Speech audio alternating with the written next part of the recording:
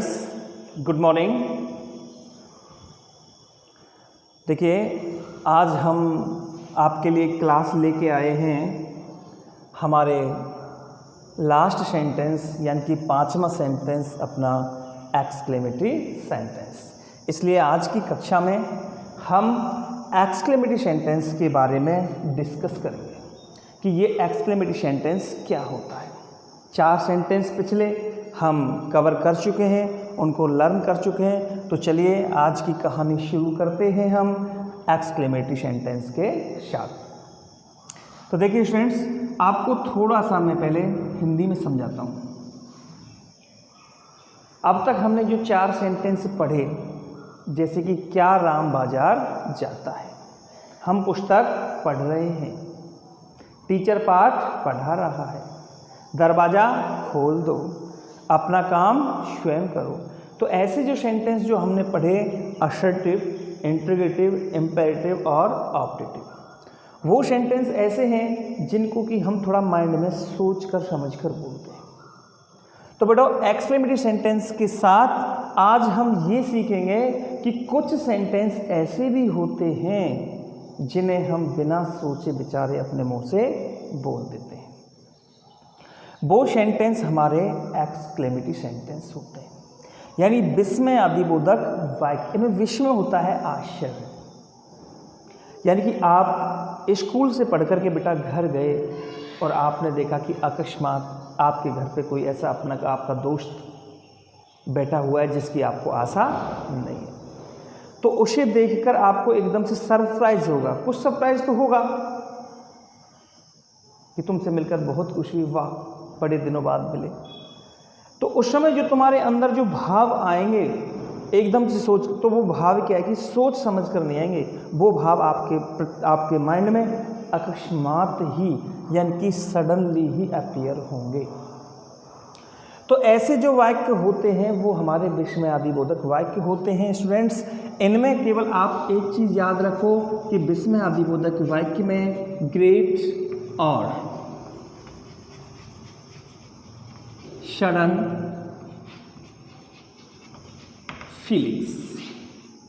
Feelings को हम emotions भी कह सकते हैं, यानी कि सडन फीलिंग्स या सडन इमोशंस अकस्मात से हमारे दिमाग में जो भाव आते हैं उसे हम एक्सक्लेमेटरी सेंटेंस कहते हैं। देखिए, जैसे कि हम कक्षा के अंदर पढ़ रहे हैं, क्लास के अंदर लीन है हम अपनी पढ़ाई में, कक्षा के बीच में टीचर आराम से पढ़ा रहा है, हम आराम से अपना काम कर रहे हैं, और कक्षा के बीच में अकस्मात और कोई सांप निकल आए एकदम से। तो अब आप सोचो कि उस समय आपके मन से, आपके दिमाग से, आपके मुंह से क्या निकलेगा। आपके मुंह से जो निकलेगा, क्या आप पहले से सोच के बैठे थे कि कक्षा में सांप निकलेगा और हम ये बोलेंगे? आपको उस समय सोचने का, समझने का मौका नहीं मिलेगा। कुछ एक डर का, दुख का माहौल, एक आश्चर्य का माहौल आपके दिमाग में पैदा होगा और कुछ शब्द आपके मुंह से जरूर निकलेंगे। तो उस समय जो प्रकट होने वाले जो शब्द होते हैं बेटाओ, वो हमारे एक्सक्लेमेटरी वर्ड होते हैं, एक्सक्लेमेटरी सेंटेंस के अंतर्गत आते हैं। आप यदि सोचो, पढ़ रहे हो, अकस्मात से पंखा चल रहा है, पंखा आपके सर पे गिर जाए, तो दुख तो आपको होगा ही नहीं, साथ में आश्चर्य भी आपको होगा। उस समय आपके मुंह से जो वर्ड निकलेगा वो किस में जाएगा? विस्मय आदिबोधक में जाएगा। आप बाजार जा रहे हो, सामने से कोई व्यक्ति आ रहा है, आप भी चले जा रहे हो, लेकिन जैसे ही आप जाते हो आप उससे टकरा जाते हो। टकराने पर क्या आप पहले से सोच के बैठे थे इस चीज़ को कि सामने से व्यक्ति आ रहा है, मैं इस व्यक्ति से टकराऊंगा और मैं कुछ मुंह से बोलूँगा? कि सोच के देखो थोड़ा सा दिमाग में, आप अपने माइंड में, क्या आप वो चीज़, वो शब्द, वो वाक्य आप पहले से सोच के बैठे थे कि मैं इससे टकराऊंगा और मैं फिर ऐसे बोलूँगा? टकराने पर अकस्मात जो हमारे दिमाग में फीलिंग आती है और अकस्मात तरीके सडनली जो वर्ड हमारे दिमाग से जो निकलता है बेटा, वो हमारा एक्सक्लेमेटरी सेंटेंस होता है। सोचो उससे क्या कहो, सॉरी, आई एम सॉरी, ठीक है। तो ऐसे जो शब्द होते हैं, ऐसे जो वाक्य होते हैं, वो हमारे एक्सक्लेमेटरी सेंटेंस होते हैं, यानी इनमें सडन फीलिंग्स आती है। अब वो सडन फीलिंग्स क्या, ये सडन फीलिंग्स कैसी भी हो सकती है? ये सडन फीलिंग्स आश्चर्य की भी हो सकती है। नोट करते जाना अपने दिमाग में। ये जो सडन फीलिंग्स है ये आश्चर्य की भी हो सकती है, ये सडन फीलिंग्स दुख की भी हो सकती है, ये सडन फीलिंग खुशी की भी हो सकती है। अकस्मात से हमारी कोई लॉटरी निकल आए, ठीक है, तो हुर्रा, हम कुछ तो बोलेंगे मुँह से, एक खुशी प्रकट होगी हमारे जहन में, और उस समय वो यानी कि जो शब्द निकलेगा वो हमारा एक्सक्लेमेटरी होगा। यानी एक्सक्लेमेटरी जो फीलिंग्स होती हैं वो हमारी खुशी को भी प्रकट करती हैं, और एक्सक्लेमेटरी फीलिंग्स हमारी निंदा को भी प्रकट करती हैं, आलोचना को। कोई एकदम से कोई गंदी चीज़ हमने देख ली तो उसको देखकर एकदम से भाव हमारे दिमाग में आए। गंदी चीज़ का मतलब आप किसी के घर पे गए, कोई छोटा सा बच्चा अपनी माँ को बाप को गाली गलौज करे जा रहा है, अभद्र भाषा एब्यूजिव लैंग्वेज बोल रहा है, तो उस समय कुछ तो हमारे दिमाग में कुछ तो आएगा उस बच्चे को देख करके, तो वो एक आलोचना होती है। तो बेटा ऐसे जो शब्द होते हैं वो हमारे कैसे होते हैं, एक्सक्लेमेटरी सेंटेंस में होते हैं। Understand? I hope you got it. आप समझ गए होंगे कि ये सडन फीलिंग्स क्या होती है।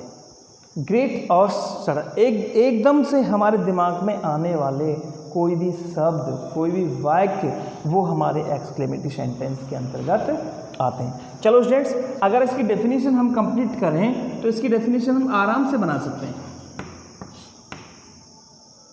इसकी डेफिनेशन हम आराम से बना सकते हैं। वो कैसे कि देखो, द सेंटेंसेस ऐसे bike, the sentences which express, यानी कि बाइक जो प्रकट करते हैं। अब प्रकट क्या करते हैं, सडन फीलिंग्स डाल सकते हैं हम इसके अंदर, लेकिन सडन फीलिंग्स को अगर हम खोल करके लिखें तो हम लिख सकते हैं सरप्राइज। सरप्राइज को हम वंडर भी बोल सकते हैं।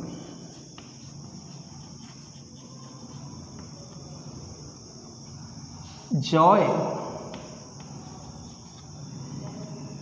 शोरो और प्रिंस आर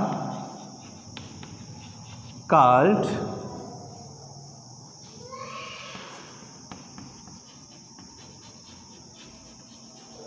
एक्सक्लेमेटरी सेंटेंसेस। देखिए तो हिंदी भी बोलूँगा मैं आपके लिए, आप हिंदी नोट डाउन कर सकते हैं, क्योंकि बिना हिंदी के हमारे समझ में नहीं बैठता।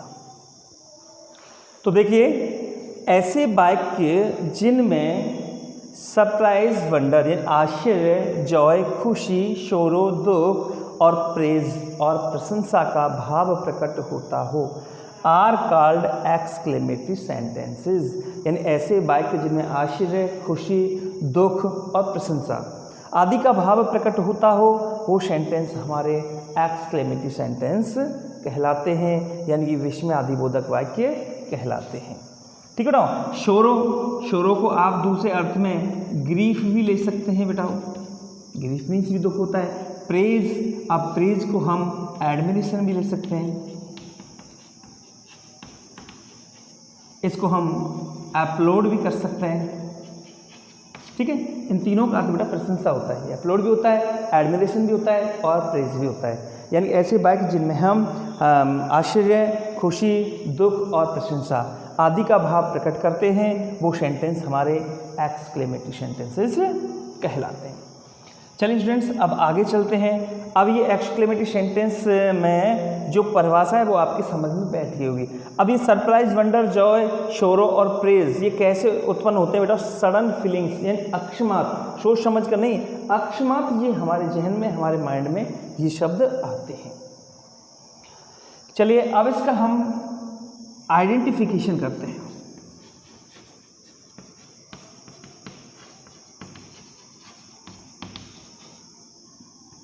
आइडेंटिफिकेशन में यानी कि पहचान, यानी कि एक्सक्लेमेटरी सेंटेंस को हम पहचानेंगे कैसे।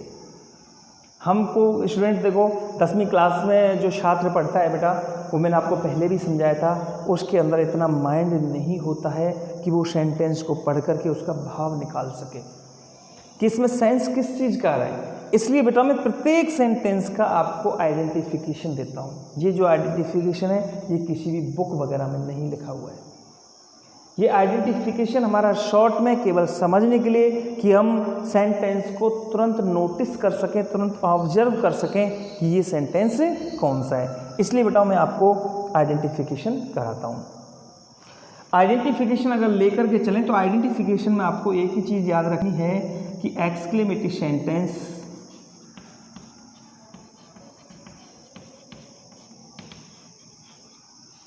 किसी न किसी इंटरजेक्शन से शुरू होते हैं। वाक्य में इंटरजेक्शन जरूर होगा। कभी कभी क्या होता है ये इंटरजेक्शन लास्ट में भी आ जाता है, ऐसे नहीं कि शुरू में, लेकिन प्राय जनरली कहाँ होता है, शुरू में इंटरजेक्शन होता है और वाक्य में हमको मार्क ऑफ एक्सक्लेमेशन होता है सेंटेंस। इसकी परिभाषा जो इसकी आइडेंटिफिकेशन है वो हमें इस तरह से याद रखनी है कि वाक्य में इंटरजेक्शन होता है, यानी वाक्य इंटरजेक्शन से शुरू होता है और वाक्य में विस्मय आदिबोधक चिन्ह होता है। शॉर्ट में इस तरह से कर सकें, ठीक है बेटा। तो बिल्कुल टेंशन लेने की आपको आवश्यकता नहीं है बेटा। मैं आपको ये भी समझाऊंगा कि इंटरजेक्शन है क्या चीज़, ठीक है। टेंशन ना लो इस चीज़ की, लेकिन अभी आप सिर्फ आप इतना याद रखो कि ये वाक्य किससे शुरू होता है, इंटरजेक्शन से, और वाक्य के अंत में क्या होता है, मार्क ऑफ एक्सक्लेमेशन। अब देखिए बात करते हैं किसकी, हम जो ये इंटरजेक्शन जो होता है ये वाक्य के अंत में भी आ सकता है। इसकी जो इंग्लिश की जो आइडेंटिफिकेशन है बेटा वो हम इस प्रकार से कर सकते हैं कि it starts with an interjection and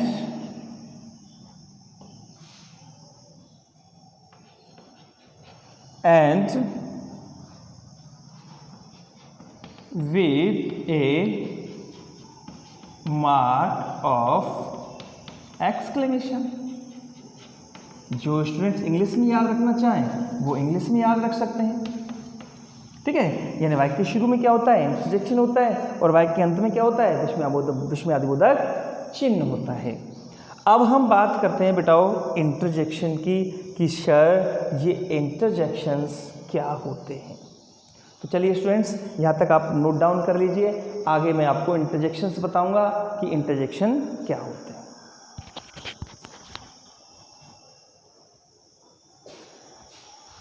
अपने 4 सेंटेंस पहले हो चुके हैं, ये अपना 5वां सेंटेंस है और इस सेंटेंस के साथ हमारे सेंटेंसेस का जो बेस है, सेंटेंसेस की जो आइडेंटिफिकेशन है, सेंटेंस की जो डेफिनेशन है वो फिनिश हो जाएगी। उसके बाद हम बेस में आगे का चैप्टर पढ़ेंगे बेटा वो सेंटेंस बिल्डिंग, यानी वाक्य के निर्माण, वाक्य को किस प्रकार से बनाया जाता है और वाक्य को बनाने के लिए हमें क्या क्या चीज़ चाहिए होती है, कौन कौन से एलिमेंट्स हमें चाहिए होते हैं।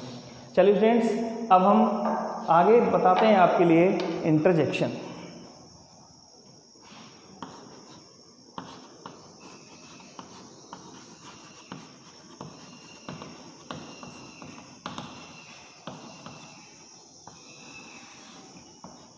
बेटा इंटरजेक्शंस होते हैं हमारे विस्मय आदिबोधक शब्द।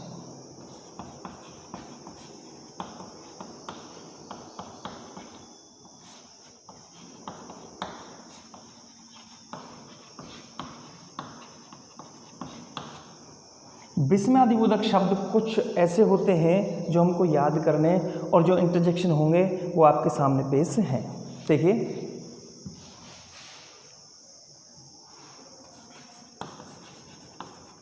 सबसे पहले लेके चलते हैं अलास।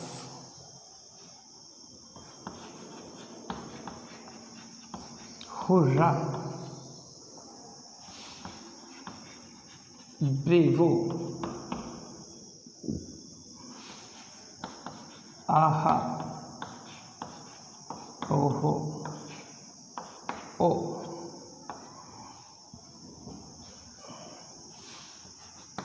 एहे, हे,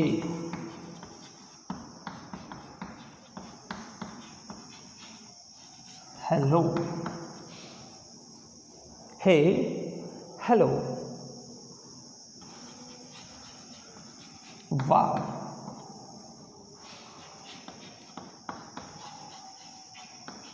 वेल डन,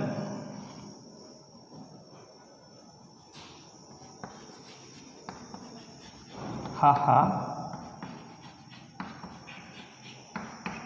हो,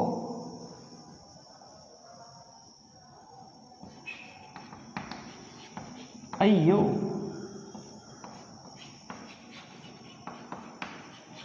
चट चट,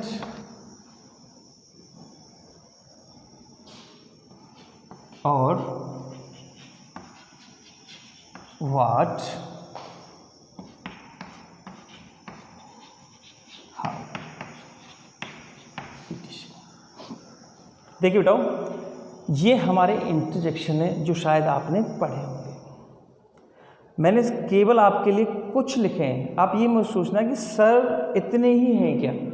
इंटरजेक्शन जो हमारे अधिकांश से काम आते रहते हैं वो मैंने आपके सामने पेश कर दिए। इनके अलावा और भी बहुत सारे हमारे इंटरजेक्शंस हैं। अब आप ये कहोगे सर हम उनको कैसे पहचानेंगे। देखो बताओ, कोई भी वर्ड, कोई भी शब्द अगर आपके लिए ऐसा आ जाए जिसके बाद में ये चिन्ह लगा हुआ है, ये चिन्ह आप जानते ही हैं, ये चिन्ह किसका है, मार्क ऑफ एक्सक्लेमेशन, तो फिर वो शब्द जो होता है वो हमारा विस्मयादिबोधक शब्द बन जाता है, इंटरजेक्शन बन जाता है। जैसे कि हम बोलें गॉड, ठीक है, नॉर्मली वर्ड है, अगर गॉड के आगे हमने लगा दिया शब्द है इस तरह से, तो ये गॉड फिर कैसा शब्द बन गया, इंटरजेक्शन। इनके अलावा और भी बहुत सारे शब्द हैं, ठीक है ना। तो ये जो शब्द हमारे पास आएंगे, और आप तो ये पहचान रखो, नॉर्मली अगर कोई ऐसा कोई भी शब्द आ जाए और शब्द के बाद में हमको ये मार्क ऑफ एक्सक्लेमेशन आ जाए, तो ये सोच लेना कि वो शब्द हमारा कैसा है, इंटरजेक्शन है। कैसा है, इंटरजेक्शन। तो ध्यान रखना प्रिय स्टूडेंट्स कि वाक्य के शुरू में इनमें से कोई भी एक शब्द आपके लिए होगा और वाक्य में क्या होगा, मार्क ऑफ एक्सक्लेमेशन। अब ये मार्क ऑफ एक्सक्लेमेशन भी आपको ध्यान रखना है, भूल मत जाना। ये मार्क ऑफ एक्सक्लेमेशन भी आपको सिर्फ वाक्य में एक ही बार होगा, या तो इस शब्द के बाद होगा या फिर वाक्य के अंत में होगा। ऐसा नहीं कि दोनों जगह आ जाए, कि शब्द के बाद भी आ जाए और वाक्य के अंत में भी आ जाए, यानी एक ही बार होगा, या तो इस शब्द के बाद मिलेगा या फिर इस शब्द के बाद केवल कॉमा आ जाएगा और वाक्य के अंत में हमको विस्मयादिबोधक चिन्ह जरूर मिलेगा। ठीक है स्टूडेंट, तो अब आपको आराम से अपनी जो पिछली पहचान है वो समझ में आ गई होगी कि वाक्य के शुरू में क्या मिलता है हमको, इंटरजेक्शन, और वाक्य में क्या मिलता है, विस्मयादिबोधक चिन्ह। अब ये विस्मयादिबोधक जो चिन्ह है ये हमारा पिछले वाला जो सेंटेंस है ऑप्टेटिव, उसमें भी आता है, लेकिन अंतर सिर्फ किसका रहेगा, शुरू वाला। वो शब्द किससे स्टार्ट होता है, वो वाक्य किससे स्टार्ट होता है, में से। ये किससे स्टार्ट होता है बेटाओ, इंटरजेक्शन से। तो बेटा देखो, अब ये जो इंटरजेक्शन है, ये इन इंटरजेक्शन को मैं आपके लिए थोड़ा सा समझा देता हूँ, 2 मिनट का टाइम लगेगा बस। देखो, अलास, अलास का अर्थ होता है बेटा हाय। अब हाय कब बोलते हैं हम, हाय कब बोलते हैं, जब हमको कोई दुख प्रकट होता है, अचानक से हम फेल हो गए, तो उस समय रिजल्ट हमने देखा, तो उस समय पता नहीं, हम सोच के थोड़ी बैठे हैं कि हम फेल होंगे, हमारे अंदर से क्या भावनाएं उत्पन्न होंगी। हमने देखा कि हमारा रिजल्ट आया और हम क्या हो गए, फेल हो गए, तो उस समय एकदम से हम क्या बोलेंगे, alas I am failed, I have failed, या आई एम फेल्ड। तो उस समय हम किसका प्रयोग करेंगे बेटा, अलास का। ये अलास का मतलब होता है हाय, दुख को प्रकट करता है। अब देखिए, दुख को अलास भी प्रकट करता है, दुख को हमारा ओ भी दुख को प्रकट करता है, लेकिन ये एक हल्के दर्द के लिए, हल्के दुख के लिए, जैसे हम कहीं जा रहे हैं, हमको ठोकर लगी, ओ बोल दिया, ठीक है। और जो गहरा दुख होता है जिसे ग्रीफ बोलते हैं बेटा, ग्रीफ, उसके लिए हम किसका प्रयोग करते हैं, अलास का प्रयोग करते हैं। हमने देखा कि किसी के पिताजी एक्सपायर हो गए, तो छोटा मोटा दुख है, बड़ा दुख है, बड़ा दुख है, तो हम किसका प्रयोग करेंगे बेटा, अलास का। आगे चलते हैं, हुर्रा। हुर्रा का मतलब होता है हुर्रा ये हंसी के लिए आता है, यानी खुशी के लिए, जब हमें अत्यधिक खुशी प्रकट होती है, लेकिन उस खुशी का कोई उद्देश्य होना चाहिए, पर्पज होना चाहिए। जैसे कि हम परीक्षा में अच्छे अंकों से पास हो गए तो हमारा एक उद्देश्य मिल गया, हमें खुश होने का, हुर्रा बोलते हैं। खिलाड़ी होते हैं, मैच जीत जाते हैं, जब मैच जीतने के बाद में बेटा आपने देखा हो हुर्रा हुर्रा चिल्लाते हैं। आपने शायद टेलीविज़न पर जो मैच वगैरह देखा होगा, मैच वगैरह देखने के बाद में बस जो टीम जीतने वाली जो टीम होती है वो ऐसे इशारा करती है, ऐसे इशारा करती है और हुर्रा हुर्रा करके चिल्लाती, हुर्रे हुर्रे हुर्रे हुर्रा, इस तरह से। तो वहाँ पे उनको यानी कि बहुत अत्यधिक खुशी है और अत्यधिक खुशी के कारण वो हुर्रे हुर्रे चिल्ला रहे हैं और हमारे लिए वो ऐसा इशारा करते हैं। बेटा इसका इशारा जानते हैं, ये चीज़ क्या है, सब जानते हैं। जब टीम जीतती है तो विजय के लिए ये इशारा किया जाता है, ठीक है स्टूडेंट, विजय के लिए इशारा किया जाता है। आपको मैं बता देता हूँ बेटा कि ये जो है, अब आप देखो शेप, कैसी शेप बनी हुई है, आकृति कैसी बनी हुई है, वी आकृति बनी हुई है। और वी आकृति का मतलब, वी का मतलब होता है विक्ट्री और विक्ट्री का मतलब होता है विजय। इसलिए जो खिलाड़ी होते हैं, जो जीतने वाले जो होते हैं, वो हमेशा ऐसा इशारा करते हैं और उस समय क्या चिल्लाते हैं, हुर्रे। ब्रेवो, और ब्रेवो का मतलब होता है बेटा शाबाश। शाबाश कब बोलते हैं, जब हम किसी की प्रशंसा करते हैं, किसी ने कोई अच्छा काम किया है, हम अच्छे अंकों से पास हो गए, तो हमारे पिताजी हैं, हमारे दोस्त हैं, हमारे पेरेंट्स, हमारे रिलेटिव्स वगैरह हमको क्या बोलेंगे बेटा, bravo, you have got good marks, you have done well. ये सारे जो वाक्य आते हैं तो उस समय हम ब्रेवो का प्रयोग करते हैं। आहा, आहा, ये क्षणिक खुशी के लिए, जब हमें छोटी सी कोई खुशी मिलती है तो हम किसका प्रयोग करते हैं, आहा। ओहो, ये आश्चर्य के लिए आता है। ओ, ये मैंने आपको बता दिया दुख के लिए आता है। हे, ये आता है बेटा किसी को एड्रेस करने के लिए। अब एड्रेस का मतलब होता है संबोधन। जब हम किसी को संबोधन करते हैं, किसी से बोलते हैं हे, हेलो, ये दोनों चीज़ हे, हेलो, ये तीनों शब्द कैसे आते हैं, संबोधन के लिए आते हैं। और संबोधन में भी बेटा आश्चर्य होता है और ये तीनों शब्द संबोधन के साथ साथ आश्चर्य प्रकट करते हैं। देखो, अगर 4 व्यक्ति कोई जा रहे हैं और उनमें से एक तो तुम किसी को नाम लेके बुलाओ, अरे मोहन इधर आ यार, तो केवल मोहन देखेगा, मोहन आपके पास आ जाएगा। अगर 4 व्यक्ति कोई जा रहे हैं, आपके कोई 4 फ्रेंड्स जा रहे हैं और आप चिल्ला कर के बोलो हे, हेलो, कम हियर, तो वो चारों के चारों आश्चर्य में पड़ जाएंगे कि किससे कहा है। इसलिए संबोधन के साथ साथ ये तीनों जो वर्ड्स होते हैं, ये सरप्राइज को प्रकट करते हैं। वाह, वेल डन, वाह और वेल डन, ये किसको प्रकट करते हैं, ब्रेवो को, यानी कि प्रेज को, प्रशंसा को, एडमायरेशन को। हा हा, हो, देखो ये हंसी को प्रकट करते हैं, खुशी को। लेकिन खुशी को हुर्रा भी प्रकट करता है, लेकिन हुर्रा में जो खुशी होती है उसका एक पर्पस होता है, उसका एक उद्देश्य होता है, लेकिन इनका कोई भी उद्देश्य नहीं होता है। ये सामूहिक रूप से अनौपचारिक तरीके से हंसने के लिए हम हा हा हो का प्रयोग करते हैं। दोस्तों के बीच में जो हंसी होती है, सोच के देखो थोड़ा दिमाग पे कि शाम के समय या सुबह के समय हम 4-5 दोस्त मिलकर के इवनिंग वॉक को जा रहे हैं, घूमने के लिए जा रहे हैं या कहीं पर भी बैठे हुए हैं। तो प्रिय स्टूडेंट्स, बच्चों, थोड़ा सोच के देखो कि उस समय शायद हमें कभी ना कभी हंसी तो आई होगी, और हंसी आई होगी तो फिर ये भी सोच के देखो क्या उस हंसी का कभी कोई उद्देश्य था क्या।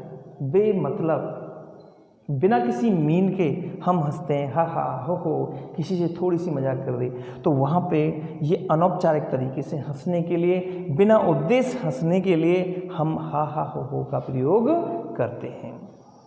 अब आता है अय्यो। अय्यो में देखो बेटा, अय्यो में ऐसा होता है कि अय्यो हमारा जो होता है, जैसे आपने कभी सुना होगा ना, कभी खुशी कभी गम